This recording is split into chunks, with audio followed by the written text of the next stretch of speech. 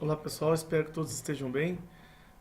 Bom, esse segundo vídeo da disciplina é para falar um pouquinho sobre a nossa primeira atividade, a primeira proposta de atividade. E é o seguinte, para que o aluno de EAD ele se saia bem, para que a gente consiga conter um pouco ah, a, a evasão no curso, é extremamente importante que o aluno ele se dedique muito de forma organizada ao desenvolvimento do curso como um todo, tá?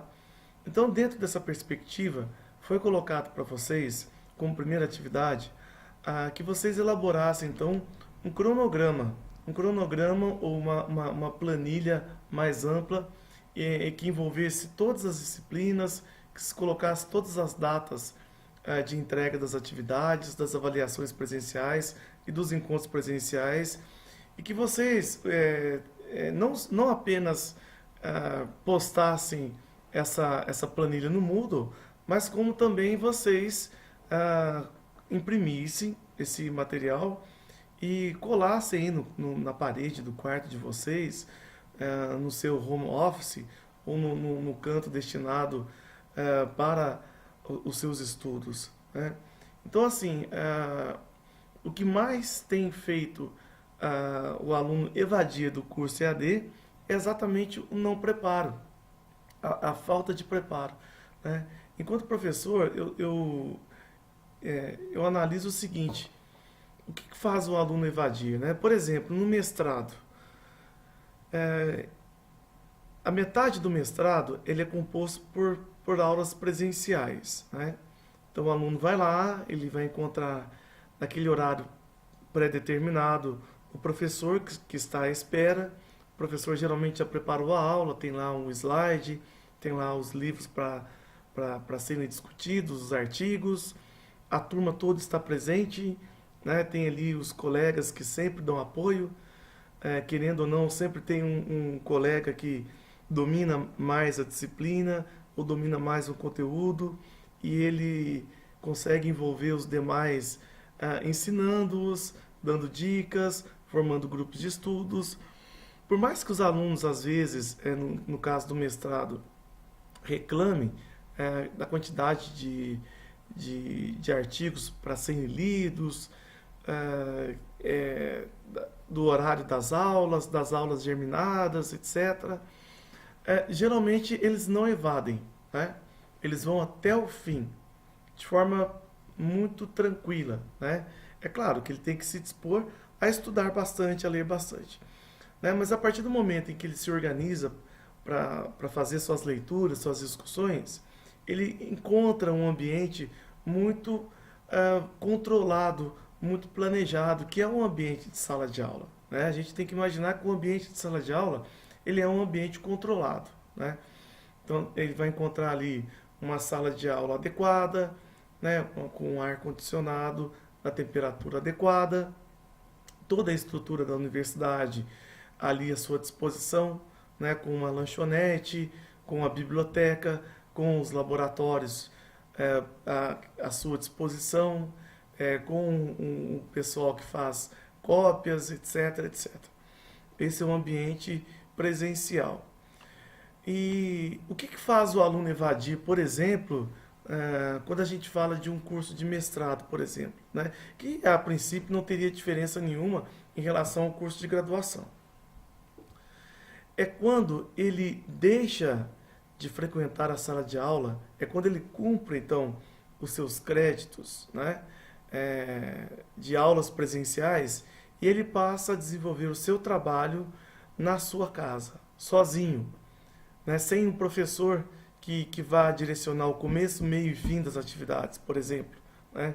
Ou sem aquele colega que entende bem do assunto, que está ali dando força, dando direcionamento, dando o apoio moral necessário. E quando esse aluno ele se encontra sozinho, tendo ele que administrar o seu próprio tempo, tendo ele que colocar o ritmo, as suas atividades, né, tendo ele que colocar a sua própria disciplina, é onde ele se perde.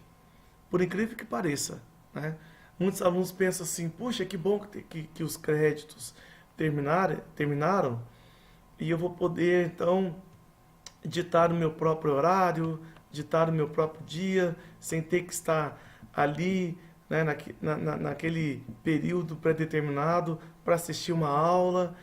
Mas, por incrível que pareça, é exatamente pela falta de controle, né, pela falta de planejamento que o aluno se perde.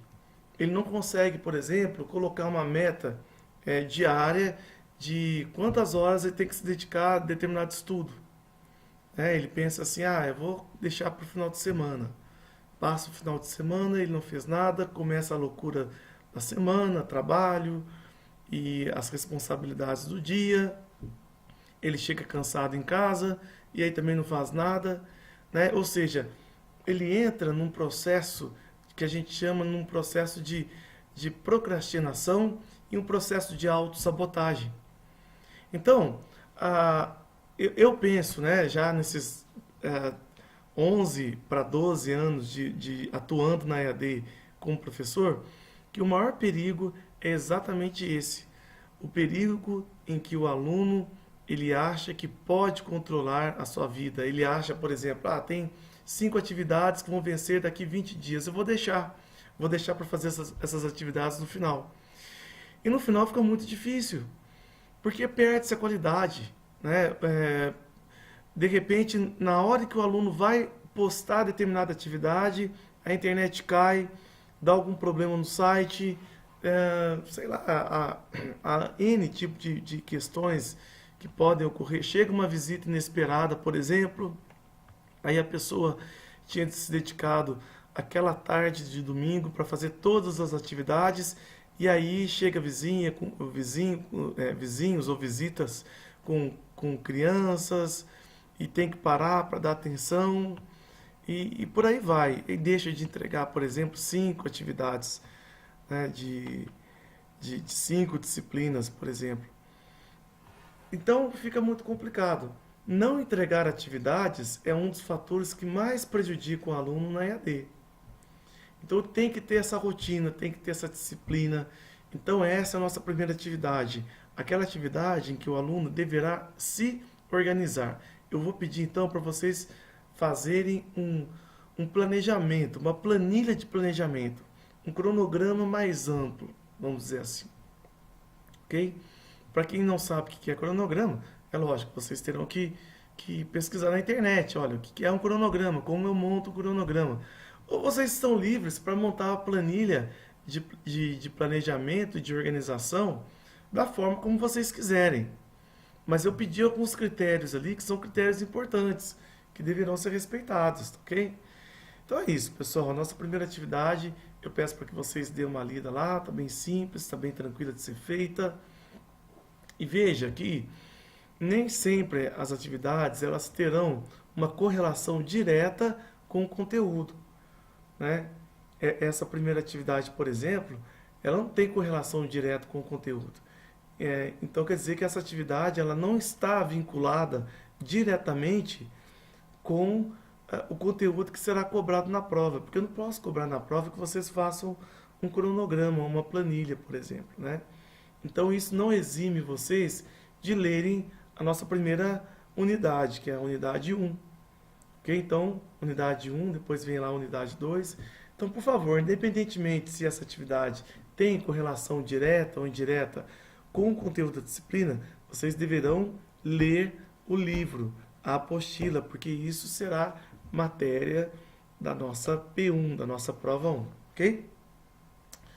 Bom, turma, então é isso, não quero me alongar muito, para não ficar chato também, e vamos prestar atenção, então, na forma como vocês irão ditar a regra, o tempo, né, o acesso ao Moodle, etc. Tá bom? Desejo bons estudos para vocês. Tchau, tchau.